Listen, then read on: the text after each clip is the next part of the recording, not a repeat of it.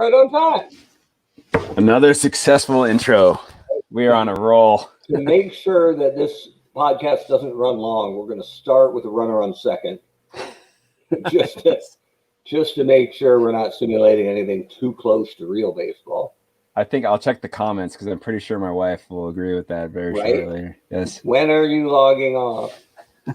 In her defense, it's not quite that bad, but maybe just in my mind at times. Right. Hey, it's a 1 hour oasis. We try to keep it as close to 60 minutes as possible, as long as there's no extra innings. We're not in charge of that, though. Sometimes we can find ways to end it. Actually, we haven't had extra innings, I don't think, yet. Not yet. Today's the day, I'm sure. Yeah, today's the day, right? We're streaky. We had our 5-game losing streak, our 3-game winning streak, now our current 2-game losing streak on our game of the week, which is Orioles at Angels a little later tonight. It is Carl Weilman, who I did a little research on for Baltimore, against Shohei Ohtani for the Angels, and I'm terrified I'm gonna mess this up because it's pretty rare that you have a pitcher who can also bat. Although it happens in eternal baseball more often, a lot more often than in real baseball.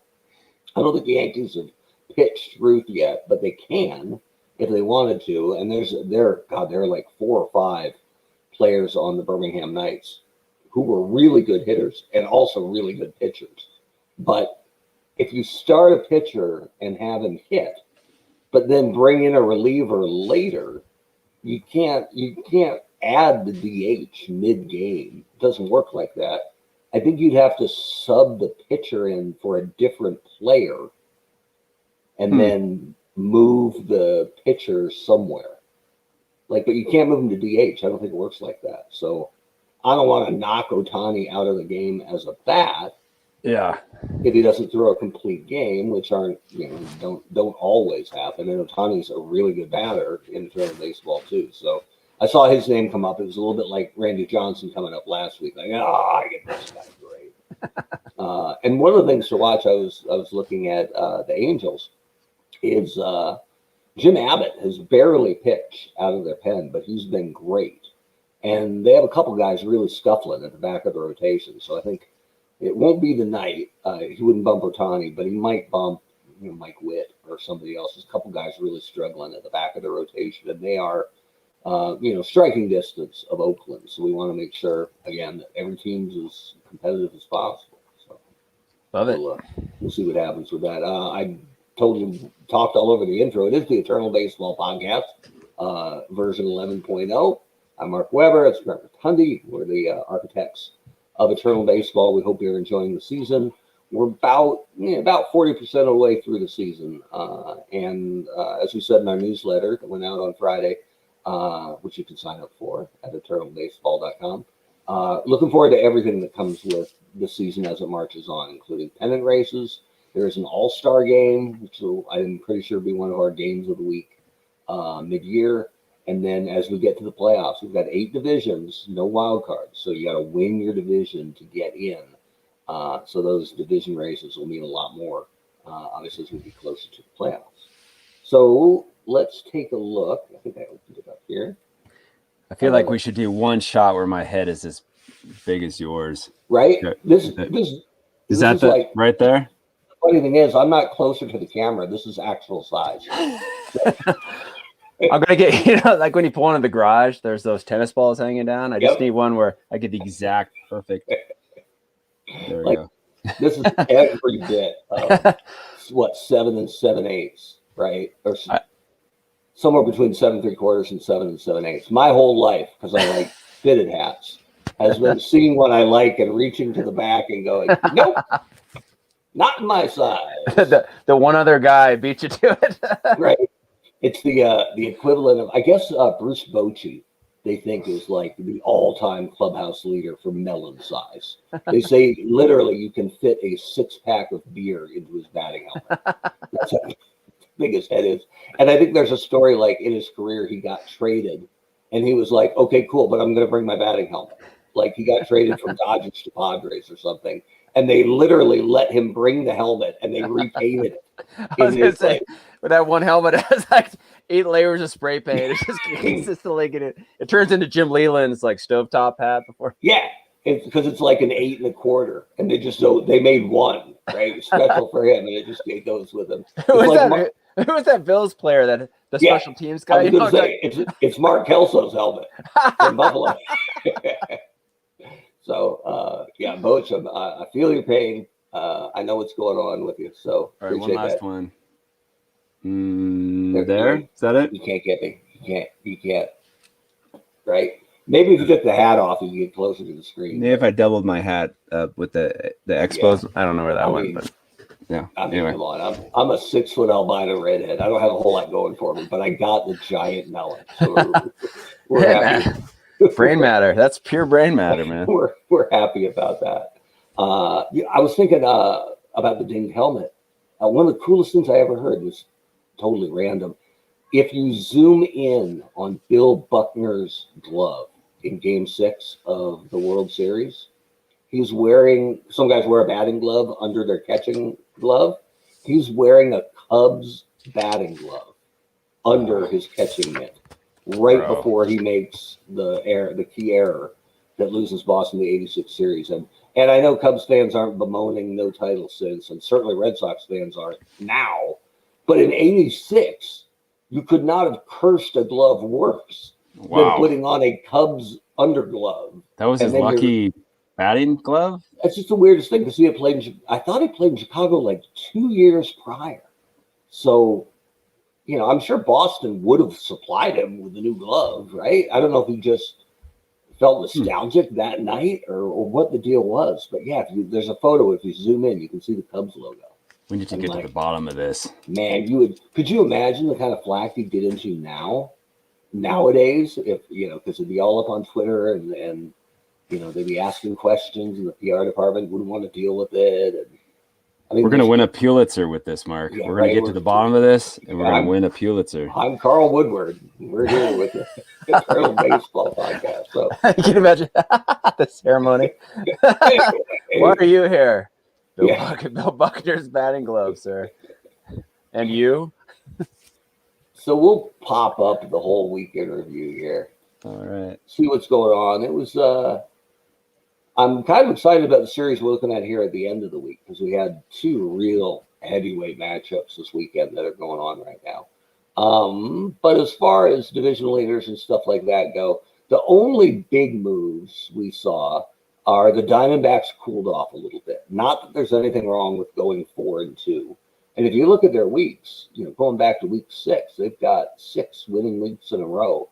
And they've really vaulted into competition. And it isn't anybody getting healthy or completely on fire. They're just, as a team, totally rolling. But they did slow down a bit. And the Braves were red hot with a 6-0 week. So they were tied last week. Now the Braves have pulled ahead to that 2-game lead in the National League South.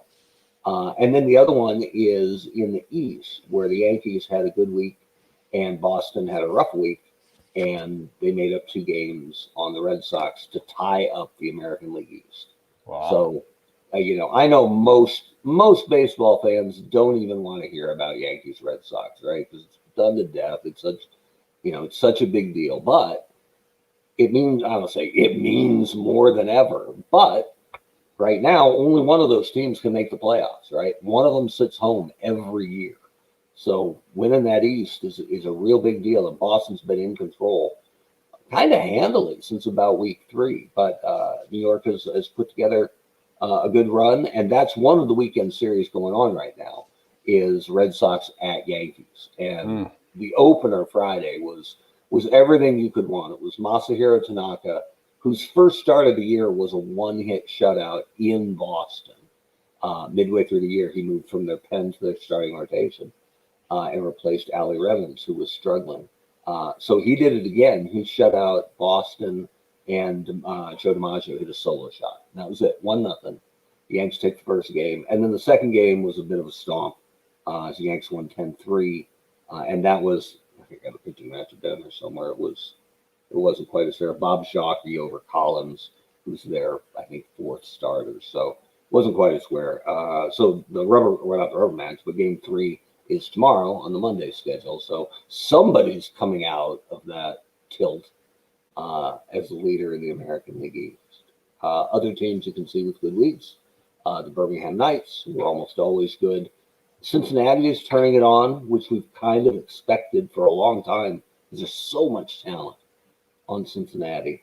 Cleveland had a good week, a little bit out of nowhere. Oakland had a good week with my man Ricky Henderson getting a Player of the Week this year, or this week with a walk-off homer and 3 steals, and he got caught stealing once. So it looks like it looks like it's that year where he stole 130 and got caught 56 times. Like he just never stopped running. That's my type of baseball. So good, right? Like I forget who's the manager of the A's. I think it's Billy Martin. Is it Billy Martin? Or I have to check. No, it's probably somebody further back from their heyday. But not that Billy couldn't get hired again, right? Billy lives forever in eternal baseball. So, and that's the other one going on right now. Cardinals, the National League North leaders, are playing the Giants, the West leaders, and the Giants were the undoubted, unquestioned kings of the league for the first half. But if you look at their last several weeks, again, it's not like they fell off the rails, but 3-3, 4-2, 3-3, 3-3. When you consider they lost 7 games total over the first 6 weeks, yeah, it's gotten a little notable. And a couple things happened injury-wise that hurt them. They lost Mickey Welch, the starter this weekend, for about a week, and they lost their shortstop, Travis Jackson, for about a week with a sore arm. So they are a little short-handed. And I was scared to death when I saw their shortstop get hurt, because I know way down the depth chart is Kevin Mitchell with a fielding rating, I think, of 1. There you go. So, if you can imagine, this isn't even Mets Kevin Mitchell, right? This is Giants Kevin Mitchell, who's pretty beefy. He's an option at shortstop, but for now I think it's Buck Ewing playing short for them. So anyway, we'll watch that series. They've split their first 2 games, so the rubber match is tomorrow. We'll see who pulls ahead in that heavyweight battle of division leaders. Your teams with the tough weeks include the Baltimore Orioles, so good for us since we'll be wearing Angels caps tonight. The Cubs, who were red hot, completely ran aground with a 1-5 week, and the Dodgers had a tough week too down here at 2-4, which isn't terrible. But when you're coming off back 5-1 weeks, and you're chasing the Giants in the West, every little slip is hard to make up. Let's see who else. Oakland again had that good week, and the Cardinals had that good week. So just a little bit surprising to see that there were 3 red hot teams in the National League: Arizona, Chicago, and Los Angeles, and they all slowed down a bit this week. So we'll have to see if they shake that funk or if it's the start of some doldrums in those cities. So or Canada, tough week. Yeah, oh God, in the Expos. If you track it, and they just lost Pascual Perez for like a month, and he was already missing for a month. And then, I shouldn't say missing, because Pascual Perez is probably one of the most likely guys to just disappear for a month. But he's got something's hurt with him. I wrote it down. Some kind of injury. But Sordy out till May 20th. So, and on the injury front, while we're there, Tampa center fielder Rocco Baldelli broke his leg. He'll be out till June. Must not be that bad a break. What day did it happen? I felt something. Yeah, right. As a fellow Italian, I felt. So I tell you what, I'm on a couple of Twins boards, and they think he's sprained his brain as a manager. There's a lot of unrest up there in Twins country. But yeah. Baldelli out means Kevin Kiermaier is in. So yeah, no problem defensively at least. Not gonna miss it. Not gonna skip a beat. No, so they're rolling along. Let's see. I want to bring up the actual scoreboard. That's where we're headed anyway to get our game going. But there was a great game today in Eternal Baseball. And again, it's one of the coolest things about baseball, just in general, is you never know, in what matchup something amazing is going to happen, right? It could be 2 dreadful teams, and they'll turn triple plays in the top and the bottom of the inning, right? You just never know with baseball. And that's one of the things that makes it amazing is you can watch 50 years of baseball and still see something new on a Wednesday night randomly on the Superstation. But so today, excuse me, and I really wanted, this was a major contender for player of the day, was our friend Gary Sheffield, the Marlin, because that's where he lives in Eternal Baseball, because they had an absolute marathon today in Marlins Nationals. And I guess the Marlins aren't that bad. Nationals have had a really tough year, but as we've said, wow, 16 innings. Right, they're only pulling from 2005 because they don't get the Expos players, so it's a little rough going. But what I loved here is if you get into the pitching game, so 16 inning game, Sheffield hits a solo walk off in the 16th. But look at Miami's staff. Josh Johnson throws a one hitter through 7, and then most of these names are it is Eternal Baseball, right? You should know these guys. Steve. I think is it Cishek? I don't know. AJ Ramos, Rob Nen, Mike Dunn, Sandy Alcantara, Alex Fernandez, and Animal Sanchez pulling out the win there in the 16th inning. So I like that. I like that Johnson threw 7 innings of one hit ball, and then the whole damn bullpen and a couple starters threw a complete game shutout after him. Love it. So there you go. And it's not like the relief over here was bad for Washington, even though some of these guys, Cordero's their closer, and he's gotten lit up pretty much all year. Tyler Clippard, Drew Storen have had tough years, but they all did yeoman's work until the 16th, and Rafael Soriano proves that, I'm going to assume, a fastball. And Gary Sheffield in that beautiful teal hat gets it done for Miami today. That's awesome. So I think that's the longest game of the year, and I know true baseball teams just despise those 16 inning games, right? Beyond tearing up your bullpen, right? They have the guys working there, are supposed to get off at a certain time. The guy selling you hot dogs, right? The gal with the peanuts. They're not supposed to be there till 2 a.m. So it's a problem all over, and that's one of the contributing factors to that runner on second thing, which I don't know. I'm not sure how I feel about that. Are you strongly on one side of that or the other? No, not really. I don't know. I'm getting so old, man. I have a hard time getting riled up by stuff that's not too outrageous. Yeah, and that stuff and them continuing. I thought the 7-inning doubleheaders totally made sense last year, and probably still make sense this year. Although they immediately get bit by Bumgarner's is it or isn't it no hitter. Like, rain delay is one thing, but if the game is only scheduled for 7 innings. Yeah, I think they should probably play 9. Is that what they're doing this year? Yeah. Okay. Yeah, 7 innings. That was a brutal doubleheader. I guess it was last Sunday, because the Braves got 1 hit in the opener, and then he threw the 7-inning no-no in the nightcap. So they played 14 innings, got 1 hit that day.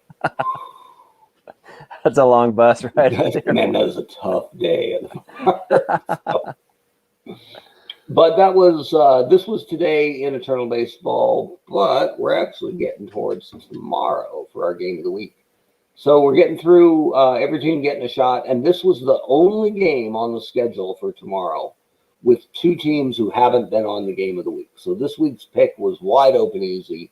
It's Orioles at Angels. They've split the first 2 games of this series. On Friday, the Angels won 5-1, and that was all Nolan Ryan throwing a 5-hit, 1-run complete game, beating Harry Howell. And then yesterday was the Orioles fight back. They won 3-2. Jim Palmer over Andy Messersmith, and 3 solo homers, Cal Ripken, George Sisler, and Chris Hoyles. So that's where we're at for this series. And as soon as I find, there it is down here, we'll get into this. And I know we're going to hear it from Oriole fans, because Brooks Robinson does not play that much. And originally it was because Manny Machado had better peak numbers than he did. Again, peak. not total, not means more to Baltimore, just, the spike in their career. They averaged their 3 best seasons. Machado had a slight edge, but Machado had a terrible year. So I think he actually went down, and Brooks is on the roster in place, but I have to look him up. There's another guy who you wouldn't know, or hardly anybody knows who played in the 20s, probably for the St. Louis Browns, who became the Orioles. But he was incredible. I'll have to look up his name when we're doing the lineups. So we use the large icons, large player labels. We're the Angels, and there it is. So it's Carl Weilman, and I looked him up because I saw that was the pitching matchup, who originally, he pitched for the St. Louis Browns, was one of the first really dominant left-handed pitchers in the American League. 6'5", 200 pounds. So for a guy who pitched in the 20s, he was an absolute physical specimen. And not ironically, but retired at 31 and died at 34 of tuberculosis. Oh, wow. Which we don't deal with so much these days. But that's an interesting story. Somebody had said that he was, some famous hitter had said, yeah, he's one of the top 6 pitchers in baseball. And the Tigers, who he dominated, had said, and they were great. That was Sam Crawford and Ty Cobb and Harry Heilman and some really good Tiger teams. Said, no, I think he is all 6 of the best pitchers in baseball. So wow. He was a big deal back in the day. Big left-hander. So he's on the mound. So we'll have. No cool nickname though, huh? I didn't see anything. He should have had one. It should have been the Wildman, right? Death Wildman, Valley. Carl Weilman. Death Valley, Carl Weilman. So we've got and Harry Heilman, who I was looking up at the same time, who's maybe the runaway MVP in the American League. His nickname was Slug. Slug? Yeah, and I don't know if that was for slugger or if he was slow or, but I've been, kind of enamored seeing his name atop all of he leads in OPS by quite a bit, I think, of the whole thing, AL and NL. Wow. And he is, what's the deal with Heilman? Oh, he is the last American leaguer before Ted Williams to hit 400. And so I actually thought 400 was a bit more of an exclusive club, but when I was looking that up, in between Ted and Heilman, Rogers Hornsby did it twice. Bill Terry did it once for the San Francisco Giants. New York Giants, now San Francisco. But there's guys dotted around back then. So once you go backwards from Ted, it's not quite that rare. So and the hope this year was that George Brett might get there, and he was 390 for a while, and then down to 360. Yeah, if he gets a hot streak, he might be back in contention. Right? Yeah, he's back up to 380. So, but it just feels like it gets harder to get back to it, right? Because every at bat means less to your overall average. But we'll see. So here we go, looking at versus lefties here, and I know I'm going to mess this Ohtani thing up. But if Ohtani is in as our pitcher, then he's going to bat as well. This is our lefty lineup, and then we always look at what are they doing in the actual sim. That's the replay. So this is sorted by OPS in the current season we're playing. And Benji Molina, don't get too excited about that because that's in 2 at bats. So we love you, Benji, but yeah, enjoy that spot above Mike Trout because that's a little bit artificial. Didn't DeCinces come through Bend? Wasn't he? Might have. He and Tim Salmon. I'm trying to remember. I thought DeCinces was further back though. Back when they would have been Phillies, maybe. Yeah, maybe I got that wrong. I'm pretty sure Tim Salmon came through though, didn't he? Salmon, I think so. Yeah, but DeCinces, I think, is more Bobby Grich era. So I'm not. I'll have to look it up. I'm not sure I'm feeling that was it Ben Bucks? I think when they were the Angels. I'm trying to remember. Yeah, I think you might have that right. Yeah, for those joining late to the program, Brett and I grew up in Bend, Oregon, which had a minor league club, and accent on minor. Because it changed ownership like every 2 years. Like you could not keep track of who owned them. But it was home for Juan Samuel, home for. We had the Phillies A team for some reason. Right. They dumped the Phillies A team in Bend, Oregon. A really young Kurt Russell played in Bend when he was entertaining thoughts of being a major league player. And it was, I don't think anybody, Quentin McCracken came through when they were the Rockies affiliate. They were the lowest level of Rockies baseball. The first ever Rockies team, right? Yeah, that was what was cool about it, was their minor leagues played before the big leagues got started. So we had the first Rockies game ever was in Bend, Oregon. So pretty Vince Skinner Stadium, man. Behind Albertsons. Do you think Vince Skinner and W.A. Punk Hunnell were good friends, or did they? I assume so. I mean, the town was so dang small. Well, they either cruised the town together on horseback, or they were mortal enemies, right? Total white hat, black hat kind of thing. So we got Napoli, who actually catches some of the time. That'll be our first Eternal Baseball historical fiction. Right. Look for it on Amazon by the end of the summer. I think they're Kendrick Morales is hurt right now, so that's why there's a hole at first base. So we got Trout, Ohtani. Looks like Ibar should be in there over Fregosi, right? Ibar's here at 782. Fregosi down at 703. Dude, Fregosi will throw if you try to get him out. Right. That guy, all business. Let's check and see what we got here defensively. Fergosi's an 8. Ibar's a 7. I mean, go either way with that. Oh, we got Sosha, huh? Oh, that's the manager. Yeah, Sosha's the manager for the Angels. What did people always complain about him? Was it the pitching? He left pitchers in too long? I'm trying to remember. There was one main complaint. He just always, as a manager, just always rubbed me as kind of arrogant. And other than getting in an argument with Frank Robinson, right? He and Frank Robinson had a good dust up at home plate. And then in the middle of the argument, he just turned and walked away, turned his back on Frank Robinson. And wow.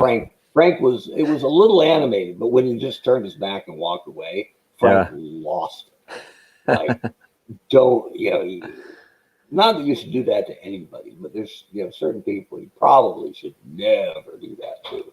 Part of the thing with Sosha too is he was a Dodger for so long. So growing up in Oregon, anybody associated with Southern California, you're kind of like, I don't know. And so weird, for right or for wrong. So weird that he was a Dodger legend, and then he ended up being in Anaheim. It feels like almost as long. Yeah, didn't it? Same city, but the flip's a little like Dusty Baker, right? If you ask a youngster these days about Dusty Baker, they'll probably remember him as a Giant. But he spent so much of his career in LA. Yeah. It's a little hard to reconcile. So let's see what we got here. So we got Napoli, Trout, Ohtani. You want to keep Fregosi in there just to not get punched? Up to you, man. I mean, how is Ibar's a switch hitter. 706 OPS though? Well, this what we're looking at is the RP here. So 782 in the season. Where's Fregosi? He's swinging above his head. Oh, okay. You can put it Ibar in there. Switch hitter. Sacrifice a little bit defensively, but so the only guy in here who's actually scuffling a little bit, Glaus at third, but I don't know that we have a better option at third base. I like that lineup. Yeah, is there somebody who can lead off better than Salmon? I mean, we can move it. We can move anybody around. So usually I try to keep the top 4 pure. But it doesn't have to be in that order. We can put Ibar all the way up there if we want. Who's got speed? Is it Ibar and Don Baylor had some wheels back in the day, huh? So far, Baylor got 20 steals. Just leave it. I'm sure it'll go well. Salmon, Edmonds, Napoli, Trout, Ohtani, Grich, Glaus, Downing, Ibar, Ohtani. That's a winner, man. But when Ohtani leaves the game, I'm terrified that I'm going to screw that up. But yeah, he's going to pitch a gem. We're no hitter. We're going to have like a 2-hit. It's going to be a 2-hitter. Love it. All right, let's check the opponent here so I can. So, we don't know who they are. Okay, well, we're going to find out. So here we go. A lot of hemming and hawing, but I think we're ready for baseball. Welcome to Angel Stadium, where it's Baltimore against Los Angeles. Carl Weilman takes the mound for Baltimore. He's made 12 starts on the year and is 4-7 with a run average of 5.05. George Sisler's Love being being Love it. censored. He's got tape over his mouth. Oh yeah. For Los Angeles, he's made 10 starts on the year and is 2-5 with an earned run average of 3.52. His first start against Baltimore. It's 78 degrees, wind speed 2 miles per hour, out to right field. Pitching for Los Angeles, number 17, Shohei Ohtani. Leading off for Baltimore, Well, designated hitter. That's a tough one. That's a tough one. I think I gotta find another picture for Ottany over there. Because look at that neck, right? Doesn't that look like the airbrushed neck of a 60-year-old actress on People? Like, there you go. Glenn Close tells all. We're gonna have to fix that. All right, so going around now, I'm digging this because Salmon was an underrated outfielder defensively. We got Jim Edmonds in left because we got Mike Trout, a 10 defensively in center, both with good arms. Salmon's a 7 with an 8 arm. Love it. So the outfield's really good, but the infield's pretty damn good too. Glaus is a 7, Ibar's a 7. Mustache. He looks a little sleepy today, but that's okay. Bobby Grich. There he is. There he is. That big time mustache. Mike Napoli. Clean Downing is a good defensive catcher, but not much of an arm, only a 3 arm. So we'll have to watch and not get stolen on all game long. All right, here we go. I just killed my light. Okay. George Sisler, what you got? Second baseman, Brian Roberts. Okay, so hitting cleanup, this is the third baseman. Harlan Clift, who's been tremendous for them. But he's the guy keeping Brooks on the bench a little bit. And the Oriole fans are really not happy about that. When we put the lineups out earlier in the year. Actually, it was Machado who was listed as the starter. And woof, we got a lot of angry feedback from Baltimore. And I get it. I do. But Brian Roberts, the doubles machine. Right fielder, Ken Singleton. Ooh, that looks bad. Ah, See, and if I got to pull him now, I'm going to screw it up. So we've lost. We've lost. right, son of a. Here's Harlan Clift. You see the SL from your St. Louis Browns. Nice. 10 homers, 37 RBIs so Pitching far. for Baltimore, Right? Carl Weilman. Leading off for Los Angeles, right fielder, Tim Salmon. How we got Salmon hitting 201? Carl Weilman looks like he just ate a bunch of licorice. Is that Turk Wendell who used to chew the licorice between innings? That's right. All right, 201. Tim Salmon leading off for us. Whoa. Wow. That's good. Man. He looked like he was swimming upstream on the way to second. I was going to say, that was a poor turn on that first base there. He's there. Jimmy. Edmonds. Underrated, don't you think? Yeah, for sure. I think maybe if he'd had the career he had in one place, it probably would have helped him. But the fact that it's chopped pretty evenly in half between Anaheim and St. Louis, I think that hurts him a bit. Scott Rowland is kind of that way, right? If Rowland had just been in one spot, I think it would have helped him. Look at Napoli go. All right, with 2 outs, I don't see any point sending Salmon to third. No. We're simpatico. We tend to get divergent as the game goes on. But right now, the third through, what did we decide? The 4th through 7th? That's sort of our wild card hour. Right. That's happy hour. Hear it. All right, Mike Trout, who's 248. Should be up a little bit. Let's see. Not going to get it done. Left fielder, Ken Williams. Ken Williams, man. Look at the 370 booger he's got going on. That guy looks like a good time there, Ken Williams. He wants some of that special licorice to pass around.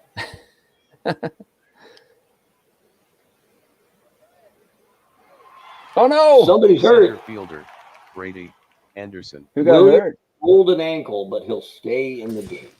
Sorry, who did? Ken Williams, the hitter. Ah, So he may be at a reduced rate. All right, now we got Brady Anderson, who's a 9 bunter. So maybe bring the infield in a little bit, or the corners.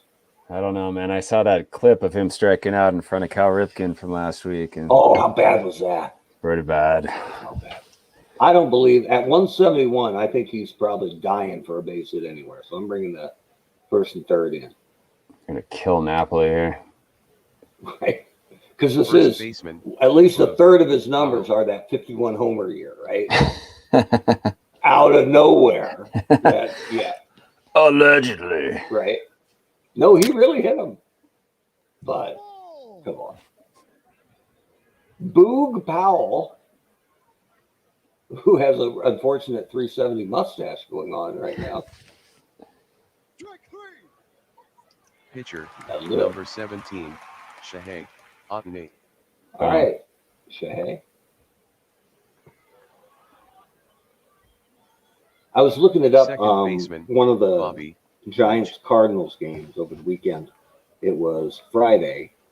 Giants won 6-2. They beat Bob Gibson. And that was the game Mickey Welch, the Giants pitcher, got hurt in. So they had 3 guys team up to beat him, and Gibson, who was a ferocious competitor, homered in that game. He drove in half their runs in a 6-2 loss. And I remember hearing that Gibson was a tremendous hitter.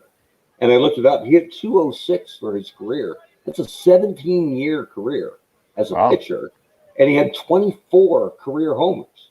So, you had to be careful around Bob Gibson all the time. With him pitching, too, those are probably game-winning homers, right? Yeah, right? Absolutely. So, good for him. All right, Bobby Grich, who's another underrated player.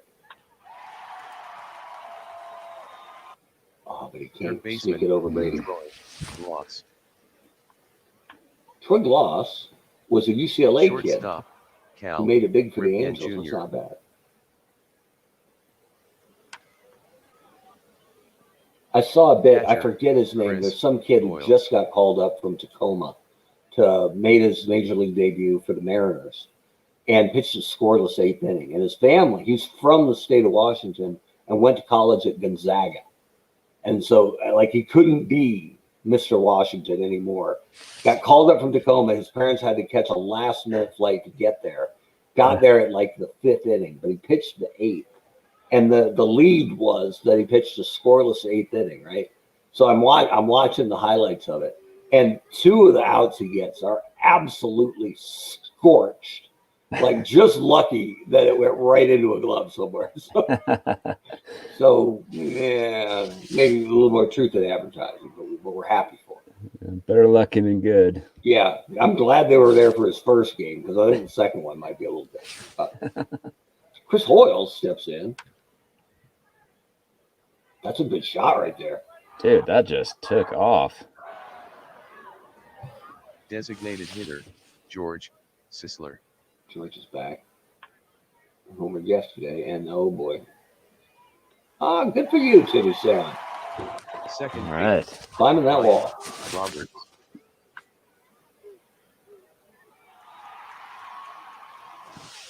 Catcher, Brian Downing. All right, Brian Downing. Oh, there we He's got go. a chance. Look at that thing. That's in the parking lot. Very nice. That's some batter's eye they got out there. Shortstop, Eric Abert. Right next to Big Thunder Mountain, I think, or There you go. whatever they got going on. Now, Ibar's a great bunter, which might not be now, but something to keep in mind for later. But we could drop a bunt now because he's hitting 9th. We got 1, 2, 3 coming up, nobody out. Good, man. I love it. All right, let's try it. Let's see. Go. And it's always hard to tell if that's strike 1 or strike 2. So I hardly ever try to bunt twice, especially because now they know it's coming. So maybe later here. Okay. Right fielder, Tim Salmon. Tim Salmon up to 204 with that first inning sluggish double. Ooh, that's got a chance. Get. Left fielder, Jim Edmonds. Right fielder, Not helping us, Jim. Ken Singleton. But we cut it in half on the Downing bomb. Okay, here's injured Ken Singleton, who's gutting it out. We appreciate his tenacity. Third baseman, Harland Cliff. And Should be Harlan straight Cliff, the scourge of Baltimore, who's keeping Brooks Robinson on the bench. Left fielder, Ken Williams. Oh, no, it was Williams who got hurt. Sorry. Not He sorry. looks like he's still in pretty good spirits. It's not First bothering him at baseman, all. Mike Napoli. Napoli steps in. Napoli. Oh, that's Maybe? got a chance. Get No. out. Oh, it hit the wall, though. Center fielder, Mike We'll take it. Trout. All right, Trout with your upside-down glasses. Yeah, they don't want any part of Mike Shaheen. Trout. I can't blame them. All right, here we go. So, Otani, with nobody out, help yourself out. Ooh, Ooh. that's going to move the runner, though. No, it's not. Second baseman, Napoli. No, is so yeah, I was going to say slow. it's Mike Napoli. So slow. See? It didn't even pop it up. It didn't That's even why, give us that's why we got this sim. It's so realistic. it didn't even give us an Give us option. the option to send Napoli. Like, No. not even a small percentage. Like, he's such a bad base runner, he didn't even tag up in time. So they Right. have no option. He wasn't sure it got caught. He's confused a second. That's right. Only one down. Bobby Grich. Oh, boy. Oh, takeout at Third second, baseman. apparently. Troy Gloss. Trout goes in hard at second, and there will be no throw to first. Okay. Troy Gloss. There Single. we go. We're on the board. Tied it up. 2-2. Catcher, Ryan Downing. And Downing was our hero last inning, right? Here we go. I forgot. I was. We can check. Solo home run. Come on, Brian. Right? Shortstop, Eric Aber. Aber grounded to short. Oh, no. So snap throw by Hoyles, who was known for being a real cat behind the plate, and throws out fellow catcher Brian Downing. That's got to be when a catcher does it to a catcher. That's like, man. All right, fine. Well, Brady Anderson. Credit where credit's due. I still don't trust Brady Anderson. I think there's a bunt coming at some point, or there would be if we didn't come in. Yeah, sit down. First baseman, Boog Powell. Ooh, down. Nice. Shortstop, Cal Ripken Jr. Otani's not pitching badly, but he's at 66 pitches in the fourth inning, so Let it ride, Weber. might not Let be it, a long night for Otani. Let it ride. Here's Cal, looking Looks all like he- youthful. I was going to say, looks like it's prom photo or something. Yeah, exactly, right? No gray in the temples yet. Still playing short. You got quite a bit. Get down. That's Mike Trout. All right. Ibar at 320.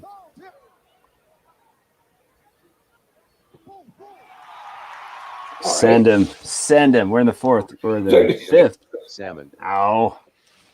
Yeah, I can't even bunt him. Look at Salmon's bunting, 0. Never bunted in his life. He's like 95% of all major leaguers today, right? It's Just, not in the toolbox. it's like, yeah, he's going to break his finger, so we're just Right. not going to have him do it. We're not doing that.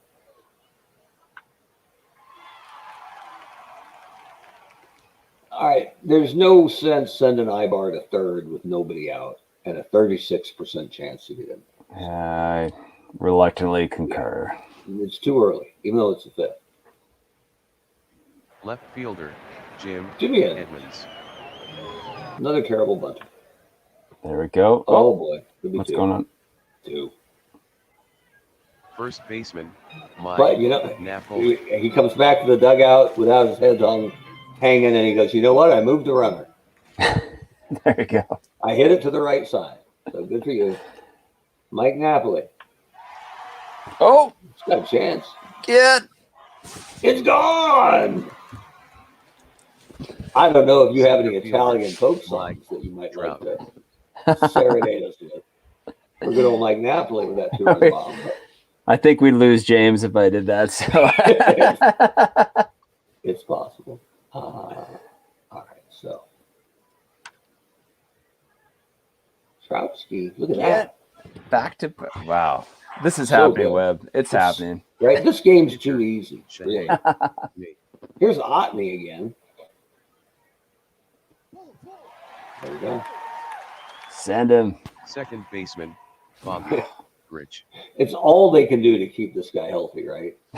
To manage his workload, to have him DH, not play the field at all. And he's up 5-2 in the fifth, pitching well, 2-hitter, and you're like, send him.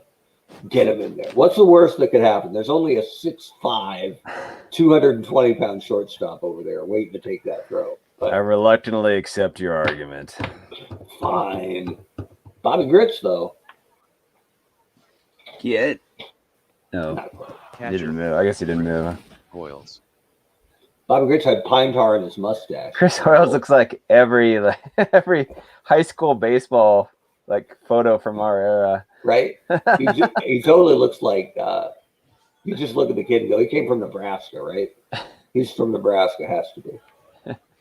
Did you see, going completely sideways, the third-round pick of the Buffalo Bills in the draft put up a video of himself dropping an elbow off a ladder through a table? No. And so immediately he's the fans' darling, I was right? gonna say, what a perfect way of endearing yourself. So But- simple too, right? Hasn't signed a contract yet, right? He's just been drafted. And you can just see when the video goes up on Twitter, the GM furiously looking through his notes and going, what did it say? Oh, yeah. Enthusiastic, not real bright. That's our boy. Of course, don't they all have insurance though, right? At this point, I think they probably all have. They Yeah, must, right? between the end of the season and the draft, or the that late kid who season. just filmed himself dropping an elbow through a table, I'm sure he did all of his due diligence, right? I'm sure. Although it does show a certain penchant for research, right? You get drafted in the third round, you could go anywhere. I'm sure some teams have talked to you and some haven't, but still, that he had a table ready or got a table ready. Okay. Good on you, kid.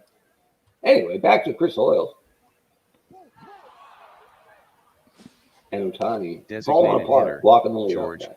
Sisler. George Sisler steps in, again of the St. Louis Browns, who became the Baltimore Orioles. And he bunts. Second baseman, Brian Roberts. Are you bunting a guy over in a 5-2 game in the sixth inning Yes. with a 300 hitter at the plate? It seems a little questionable to me, but we'll take it. Yeah. Apparently. Roberts is a bunter too, but I don't think they're bunting with one out and the guy on second. I'm getting in trouble here. Right fielder, Ken Singleton. I'm going to check out the bullpen just because I don't know the Angels that well. No lefties. I guess we should. Oh, no, that's where Abbott doesn't start for them, but Abbott has been good this year. Ta-na-na. We've got Abbott, we've got May. Boy, their pen's pretty good. It is good, isn't it? Messersmith is a starter. Dean Chance, Nolan Ryan, obviously. Witt's numbers are pretty impressive, but he's been shellacked this year in the sim. But wow, Scott Shields is pretty good. Personal's great. I think he's their closer with K-Rod and Brian Harvey both doing some good work. So Yeah. we got lots of options, especially from the right side. Just saying. And then if we need somebody to go a couple, Abbott from the left side is a good option too. And you see these stacked lefties they got, right? Williams, Anderson, Powell. So I'm just going to say, just in case, because it takes him a while to warm up as a starter, let's get Abbott just thinking about it. Sounds good. Need him in 2 batters. Because Ohtani can only throw 105 pitches, and that doesn't mean he's fresh as a daisy at 104. So odds are this is his last inning anyway. And if it continues to go south, we might want Abbott in to face that Williams, Anderson, Powell trio. And then we can see me screw up the switch. So, Oh. Third baseman, Harlund. Clipped. I think unless this is a double play, this is his last hitter. Either way, it's probably his last hitter.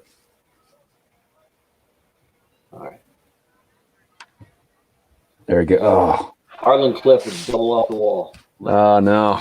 10. Williams. To end Ohtani's day, I think. Don't you think? At 92 pitches, he's only got 13 left max. Yeah, I think so. 3 lefties coming up. So to do this correctly, if I want to keep Ohtani, because let's see, batting, Ohtani is definitely, can he even play the outfield? Let's see. No, Ohtani doesn't have a position defensively. So we lose him. But he's done pitching anyway, so I don't have to worry about it. So we'll just go to the bullpen, put in Jim Abbott. That one? Oh, hang on. We'll do a mound. You got to do a mound trip to get a little extra time. I like it. And then I think he'll be ready. Ooh, he's not quite ready. One more batter. Yeah, and he can throw around him if he wants, but his numbers aren't that good. 263, 5 homers, 18 RBIs. So let's go at him. I think he gets one last one. Trout's got a good arm. 30% chance to nail him at home. I think that's worth taking in a 5-4 game. Absolutely. With a good arm, all right. Throw home, yes. Center fielder, Brady Anderson. All right, so now Jim Abbott's ready. I was one batter too late getting him ready. Pitching for Los Angeles, Jim Abbott. All right, Jim. It's happening. Jim Abbott, the headhunter, the noted headhunter, Jim Abbott. All right, nobody's stealing that at 49%. Catch it. Third baseman, Nice. Troy. All Loss. right, we got a game. All right, back to zeros. It's fine. Although, okay, good. Abbott doesn't bat for a while. I can't have Abbott coming up too soon. That would be a problem. Because then I should have double switched in my American League game. But fine. For a glass. It doesn't have the distance. Poor play. Catcher, Drop it, Cal. Downing. Come on, Downing. Downing's had a hell of a game. Shortstop, Eric Aber. I don't think we're well, he's a great bunter. But with one out and Downing running, I'm not sure that's a winning play either. What do you think? Hit? I think hit, yeah. Look at him throwing over on poor Brian Downing, who got picked off, as I recall, from Chris Hoyles earlier in the game. Downing looks like he was in one of those 80s movies or late 70s. Was it Oh God, You Devil? Was that the Right. George Burney? Right fielder, With John Denver? Salmon. There. Yes. All right, Ibar. Not good enough to steal. Come on, Tim. Give me Salmon. Walking on down or flopping Left down to fielder, first base. Jim Edmonds. Come on, Jim Edmonds. We need you. There it is. All the way to the track. Not getting it done. Shortstop, Cal Ripken Jr. All right, we got Jim Abbott. He can pitch for quite a while if we need him to. I don't know. Trying to think if we want him out at some point. Catcher, But he's thrown well all year and hasn't gotten much of a chance out of their pen. So, Hoyles. I'm looking down at the numbers. Hoyles against lefties, 285 to 271 righties. Not that bad of a split. And he wounds me for designated it. hitter, George Sisler. And I love guys like this. Sisler hits 338 against lefties, but 367 against righties. So you can kind of legitimately say he really struggles against lefties. At 338. But Terrible okay. split. He is, you know what? He is a fantastic bunter. 0 for 2 on the day, and it's a tie game in the 7th inning. So I think you might want to pull these guys in. All right. Just in case. That's not a bunt. Oh, did he get it? Yeah. Second baseman, Brian Roberts. Roberts is a great bunter too, but it's 2 outs. So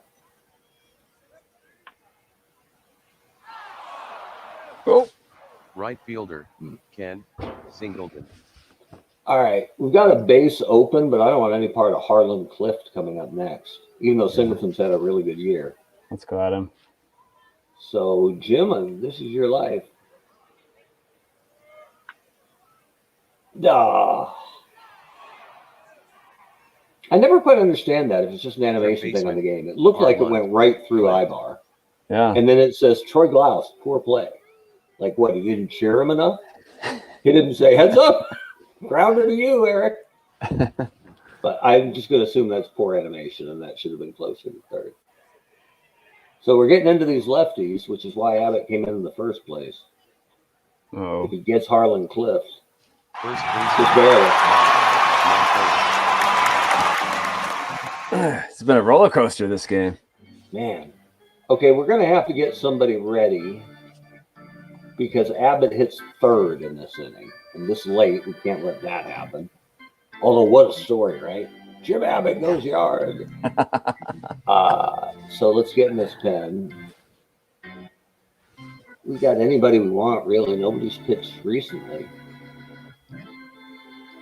So the best for K per 9 is K-Rod, Frankie Rodriguez. Okay. So he'll be next. All right, Mike. Center fielder, Mike Trout.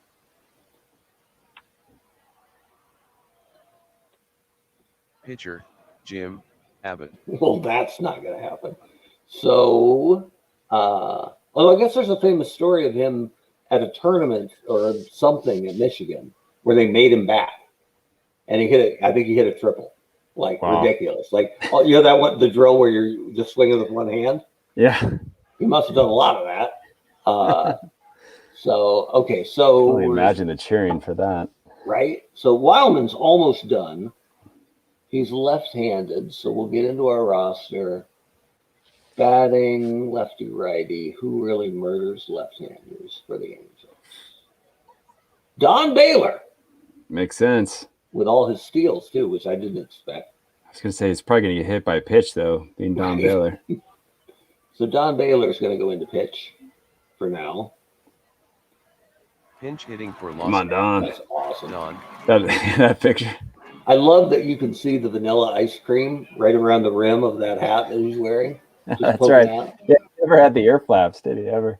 No, and I didn't remember he had a Michael Strahan gap going on up there, but good for him. So Don Baylor, let's see it. Like falling out of bed. Second baseman, Bobby Grich. I don't think you're sending Bobby. Not sending him at 47% 2 outs. Just give us like a 63%. You know, something where we can make that call, right? You would help us out here. That Trout or Edmonds maybe, or maybe Ibar. All right, Bobby Grich. We got it rally. Third baseman, Troy Glaus. All right, Troy Glaus. Here we go. Here we go. Pitching for Baltimore, Eddie Watt. Catcher, I've never heard of Eddie Ryan Watt. Downing. Considering they have Greg Olson and Zach Britton, and they got plenty of arms in that pen, but okay, I'll take Eddie Watt. Sure. Come on, Brian. Was it Michael Landon that had this haircut? Was he the Little House on the Prairie guy? Yeah. Here we go. So solo homer, a walk, and a single. This Brian is it, Downing Mark. So far, this is it. The moment of truth. All right. Shortstop, Eric Aber. All right, so we've got to look at this because we know we have Fregosi on the bench, right? So Ibar is at 308 on the year, but against batting versus right-handers for the OPS. All right, so Garrett Anderson is our top option here. And this is statistically, he's at 863, which is well above Ibar. Sure. Go for it. But let's also check what they're doing in actual real life, but in the sim. Anderson. Fregosi's actually a little better so far, but I think we're going with Gary Anderson, lefty to righty here. Perfect. All right, and then Fregosi will come in after. Pinch hitting for Los Angeles, Garrett Anderson. All right, Garrett. I don't think I'm going to get it done, Garrett. Left fielder, Ken Williams. Okay, so a couple changes. Frankie Rodriguez. Oh, wait a minute. I should double switch here, right? Hang on. So roster, we totally want to double switch here. So we do Fregosi comes in for Baylor. Yeah. Is that right? Wait, who's pitching? Baylor's pitching right now. Right. So Fregosi comes in for Baylor and plays shortstop. Let me see. I knew this was going to get hard fast, but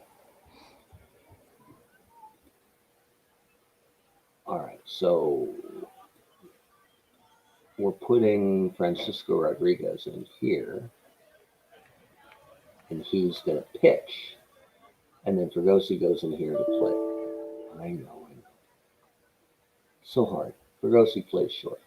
Well, nicely done. Pitching for I don't know Los about Angeles, that, but Francisco ultimately successful. Rodriguez. There you go. So, Frankie.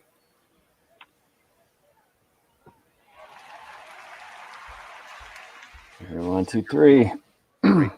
Anderson. Brady Anderson. I thought we'd get that bunt sooner or later, but it hasn't shown up. First baseman, Boog, Boog Powell. who ran an outfield Tim, barbecue joint 7. in Camden Yards called Boog's Barbecue. And he was out, a Hall of Famer out there slinging barbecue and signing autographs most games. That's rad. Totally cool. Great stadium. All right, 2-7. Getting a start. Ooh, Watt is hurt. Left fielder, Jim Edmonds. Watt is hurt, but he'll stay in the game. I like where his head's at. Jim Edmonds, terrible bunter.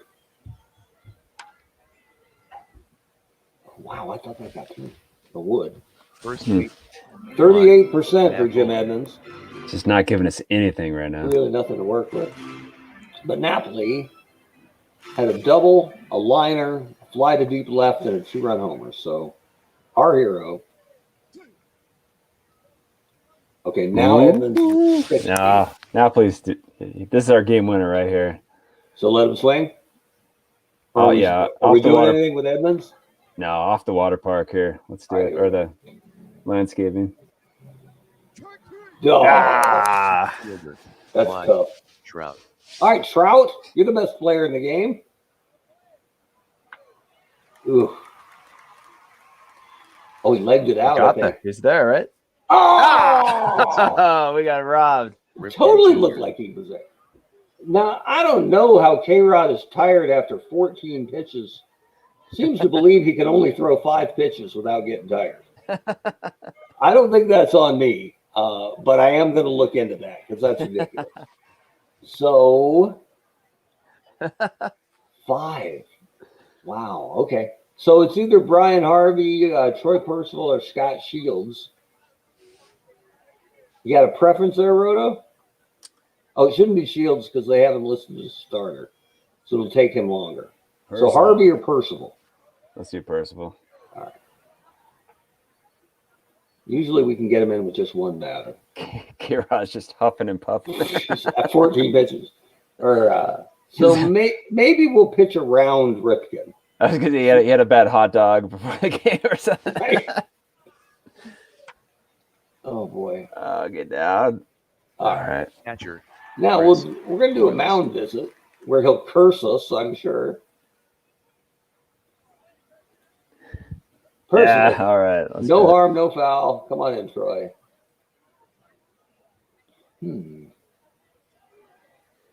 That's fine. Pitching for Los Angeles, Troy Percival. All right. Chris Oils. Designated hitter. Hey, George look! Sisler. Brooks He's Robinson is the new runner at first. So there you He go, is Oriole in. fans. Runner at first. I love that completely gassed Frankie Rodriguez got Cal Ripken to fly out to left. And then brand new, minty fresh, Troy Percival came in and walked towards Sisler. On 4 pitches. On 4 pitches. Totally good. All right, Troy, let's see it. Oh, come on, Glass. I do like that Second baseman, Percival in the Brian 2001 Roberts. World Series, when nobody was pitching to Bonds, one of those games they were up like 7-3 in the ninth, and Bonds came up, and Percival was like, "You know what? Let's go." And I don't think they ever found that ball. But I love the moxie. Again, Yes. It was 7-3. It's not like it was a tie ball game. But I love that Percival was like, "You ain't seen my stuff." Oh boy, still hasn't landed yet. Okay, so we could always put a guy on, but it certainly wouldn't be Brian Roberts. Well, I didn't do that on Right purpose. fielder. Yeah. Singleton. Singleton is killing us today. I'm thinking might not be the worst thing to get Brian Harvey thinking about it. Just in case. Right. 2 outs. Come on now. There we go. Jim Fregosi. All right, so we've got Fregosi, Grich, Glaus, and if it gets that far, Downing and Percival. Set. I don't think we've got. Let's see what our options are bench-wise. Well, we got Erstad, DeCinces. That's it. Let's just roll with it. Let me just see how they're doing this year, just so we know. You got to know what we got on the bench. I don't think it's terribly helpful what we got down there, but DeCinces has been slightly better than Glaus and better than Salmon, but Erstad's been dreadful, worst on the team. So, and speed-wise, Erstad has 20 steals, so he might be a pinch runner for us. All right. If we get a guy on. Like Jim Fregosi. Come on, Jimmy. Look at that. Yes. Second baseman, Bobby Grich. All right, so Erstad has to come in, right? Even though that leaves us shortstop handcuffed and extras? Or do you leave Fregosi B? I don't know, man. Who's the short? Do we have a shortstop? We've got DeCinces. Oh, okay. Third Yeah. baseman. I don't know. He never played short, though. Yeah, didn't he play short for a while? No, he's a third. Oh. Third base only. So if we slide him over, he's going to be like a 3 or a 4. That's going to hurt. I'll leave it up to you. Your call. We had no outs, so You know what? We'll deal with that if it comes to it, right? We need this run. Oops, I did it wrong. What if I can get out of that? I pinch hit Erstad instead of pinch ran him. Oh, shoot. Oh, boy. Well, here's your single, man. I wish I could back out of that, but I don't think I can. Oh, wait a minute. Who did I accidentally pull? It was It was Grich, I think. Grich, yeah. Maybe it'll let me put Grich back in. Oh! Oh, man. That's all right. It's going to work out. But that's all right. Hitting for It's Los going to work out. It's a great comeback story. Erstad. Nope. Yeah. He's going to pop out to second. Third baseman. And Bobby Grich is like, skip. Loss. Skip. He's hitting like $180. Mike. Felty was about due, man. Damn, I screwed that up. All right, Troy Glaus. Make it look good. Oh. Catcher, Brian Downing. Homer, walk, center, or line out, walk. Brian Downing, I need you to avenge me. Pitcher, Troy Hey! Percival. All right, so Harvey's ready. That's good. Okay. And we only got one guy left on the bench, Let's do it. which means if we go to extras, at some point the pitcher is batting, We'll deal with that if we have to. which everyone was fine with when it was showing. I just remind y'all. Look at that picture. Man. Oh, come on, Doug. I feel like that one's on me. The final score from Angel Stadium. I never liked Darin Baltimore 7, Erstad anyway. Los Angeles 6. Carl Weilman is the winner. He is now 5-7. Jim Abbott picks up the loss. He is now. Eddie Watt gets the save. Number 2. Chris Hoyles hit home run number 11 on the season. Ken Singleton hit number 11. Mike Trout hit number 12. Brian Downing hit number 4.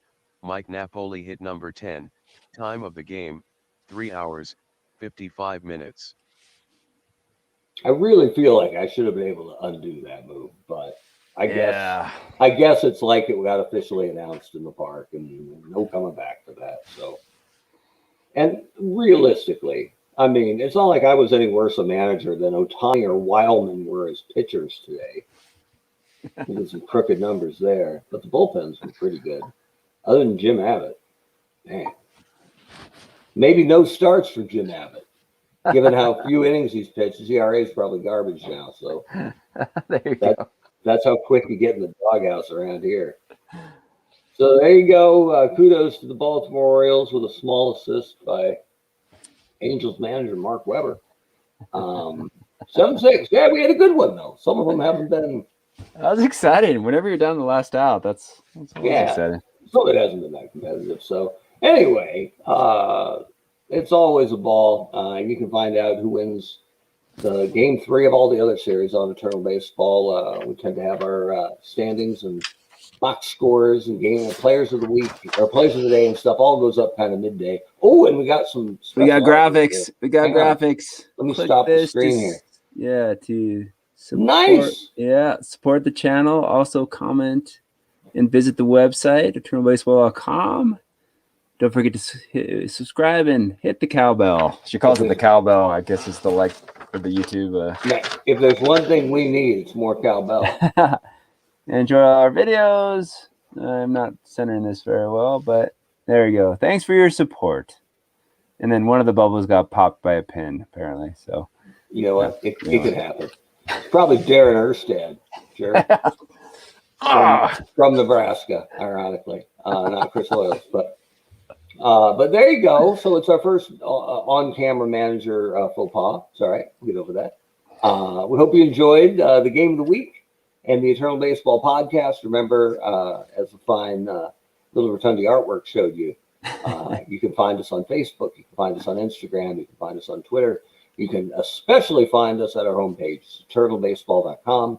We have team-specific message boards where you can get the box scores from every game for your favorite team. And you can weigh in if we've missed something. Like if I didn't know Frankie Rodriguez was limited to 5 total pitches, but I do now, so I can go in and fix that. Not all the numbers are completely dead on, so once in a while we'll find something we can fix. We've had a Diamondbacks reliever had starters numbers, or the flip. A starter had relievers numbers because he had become a reliever later in his career. So that was Ian Kennedy. And so Marty and the Eagle Eye Diamondback fans pointed that out. We went in and fixed that. So he'd been skipped in the rotation all year because the computer saw he was only going to be throwing 40 pitches max. And they're not ready for the opener just yet in Eternal Baseball. So if you see something with your team that needs a tweak, that looks weird, or just a slumping guy who needs a little pine time, or somebody hot who needs a shot, let us know, because we can't watch every team that closely. So we're counting on the fans to let us know how to make their teams a little more competitive, and we can totally make it happen. And the most dialed in guy is a Diamondback fan, and a couple tweaks and look at the Diamondbacks starting to make some hay in the National League South. So take a look, give us some feedback. We'd love to help your team be a little more competitive, especially if they're Montreal. I was going to say, especially if you're north of the border. Right. Exactly. Let us know. Tough in Canada. And we've got your Stanley Cup, too. We'll give it back. So that's it for the Eternal Baseball Podcast. Hope you enjoyed it. I'm Mark, and he's Brent. Thanks for joining us. And we will see you next week. Bye, everyone.